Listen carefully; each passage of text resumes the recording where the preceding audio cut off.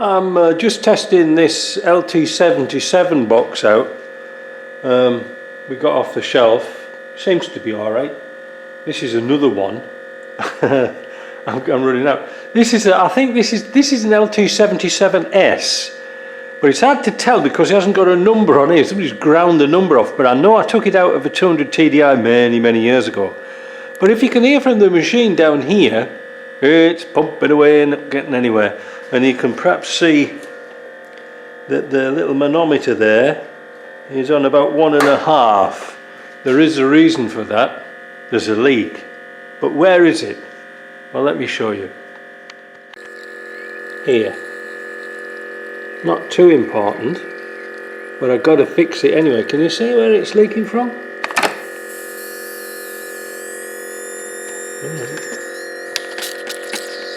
Look. So we're going to fix that leak, and then yeah, look at it. Then we can find out if it's leaking from this gasket. I don't think it is, but you know, might as well be sure about that. So I've got to strip this lot down again, put another O-ring in. Well, I swapped this remote over for another spare one I just had on the shelf. Except it's good down here. All this is pretty good. It's gone down to sort of almost zero, and it's pumping out 14 pound, which is pretty good.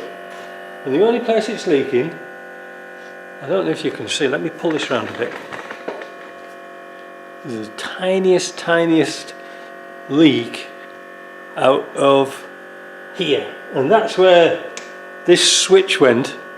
And unfortunately I haven't got a nice rubber ring for there. I've only got a little fibre washer. It wasn't right size, so I've just put a bolt in, but there's nothing else. So that's what you would see if you had a higher pressure tiny leak. It just makes lots of bubbles. So soapy water is really nice to test with, and we can test around all these seals and everything up here. There's nothing. So I'm quite pleased with that. Next thing, we're going to have to give it, put some oil in it and run it on the bench. You want to see how much pressure's in it, don't you? Oops. Here goes. There. That's kind of a lot of pressure. You don't usually put that much pressure into them, but if it's not leaking there, you can see smoke coming out of it now. But you can see that's why I test them, to make sure they're not going to leak. Well, this box has been on for an hour and a half. I've got it at a fair RPM, and I'll tell you what sort of speed it is doing. Because I've got me counter here. So it's in fourth gear at the moment. 1000 RPM. 1000 RPM output. What's it feel like to shift? First, second, third, fourth, fifth. We'll put it into fifth.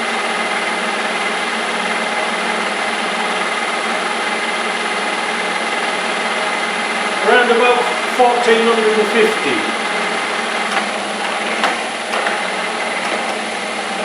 It changes really nice. I can't do reverse when it's running because you've got to stop them. But that's not too bad. I wish I could get rid of that vibration. But I guess it's something to do with my shaft. But I'm going to leave that for another hour, because I'm going to go down and see JP, because I've got a cunning plan. In